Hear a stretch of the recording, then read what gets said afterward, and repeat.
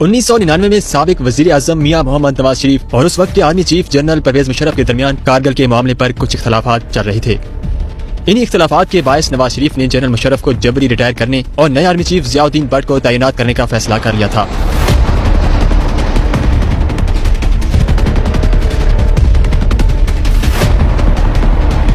अक्टूबर 1999 को army chief Musharraf अपनी अहलिया समेत 2 दिन को दौरे पर श्रीलंका चले गए। परवेज मुशर्रफ की मुल्क में गैर मौजूदगी पर वजीर आजम मियां नवाज शरीफ ने मुशर्रफ को जबरी रिटायरमेंट की नोटिफिकेशन पर दस्तखत किए, जिसके बाद मुशर्रफ की जबरी रिटायरमेंट और नए आर्मी चीफ जियाउद्दीन भट्ट की तैनाती की खबर शाम 5 बजे पीटीवी पर नशर कर दी गई। जनरल मुशर्रफ की जबरी रिटायरमेंट की खबर सुनकर आर्मी के हलकों में बेचैनी फैल गई, जबकि मुशर्रफ की फ्लाइट खबर नशर होने से पहले टेक ऑफ कर चुकी थी और मुशर्रफ को इस फैसले की इत्तला पहुंचाने का कोई जरिया मौजूद न था।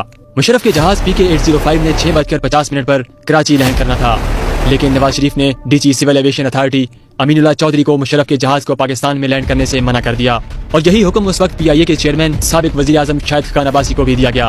शाहिद खकान अब्बासी और अमीनुल्लाह चौधरी के साथ नवाज शरीफ ने IG सिंध को भी लैंडिंग रोकने के अहकाम जारी कर दिए। सिंध पुलिस ने वजीर आजम के अहकाम पर अमल दरामद करते हुए एयरपोर्ट पर फायर ब्रिगेड गाड़ियां खड़ी करके रनवे को ब्लॉक कर दिया ताकि तैयारा लैंड न कर सके।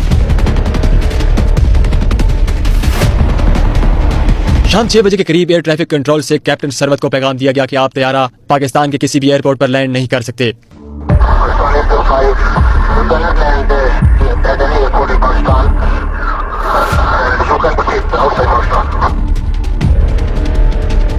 ये सुनकर परवेज मुशर्रफ के जहाज के कैप्टन काफी परेशान हो गए, क्योंकि जहाज में मुशर्रफ समेत 198 मुसाफिर सवार थे और जहाज में फ्यूल सिर्फ 30 से 35 मिनट की उड़ान का बाकी था।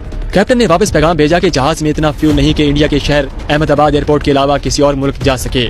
नवाज शरीफ को जब जहाज के फ्यूल के बारे में बताया गया तो उन्होंने मुबैना तौर पर जहाज को अहमदाबाद एयरपोर्ट इंडिया ले जाने का कहा। कैप्टन सरवत ने जहाज में मौजूद मुशर्रफ के साथी ब्रिगेडियर नदीम ताज को कॉकपिट में बुलाया और सारी सूरत हाल से आगाह किया। ये सुनकर परवेज मुशर्रफ भी कॉकपिट में आ गए। जहाज के कम्युनिकेशन सिस्टम से कराची कंट्रोल टावर राब्ता किया गया। एयर कंट्रोलर को मुशर्रफ ने कोर कमांडर कराची से बात करवाने का कहा तो एयर कंट्रोलर ने बात करवाने से इनकार कर दिया। उधर जनरल इफ्तिखार को सारी सूरत हाल का इल्म हुआ तो वो कंट्रोल टावर पहुंच गए। जनरल इफ्तिखार ने पायलट से बात करवाने का कहा तो कंट्रोलर ने ये कहकर इनकार कर दिया कि ऊपर से सख्त आर्डर आया है कि फ्लाइट के अलावा पायलट की किसी से भी कोई बात न करवाई जाए। हालात लम्हा बलम्हा बिगड़ती जा रही थी। एयर ट्रैफिक कंट्रोलर का जवाब सुनकर जनरल इफ्तिखार ने उस पर पिस्तौल तान लिया, जिस पर कंट्रोलर ने पायलट से बात करवाई और जनरल इफ्तिखार ने पायलट को अहमदाबाद इंडिया जाने के बजाय कराची में ही लैंड करने का कहा। जनरल इफ्तिखार ने मुशर्रफ को नए आर्मी चीफ जियाउद्दीन भट्ट की अपॉइंटमेंट और उसकी जबरी रिटायरमेंट की खबर दी। ब्रिगेडियर नदीम ताज और जनरल मुशर्रफ भी उस वक्त पायलट के साथ कॉकपिट में मौजूद थे।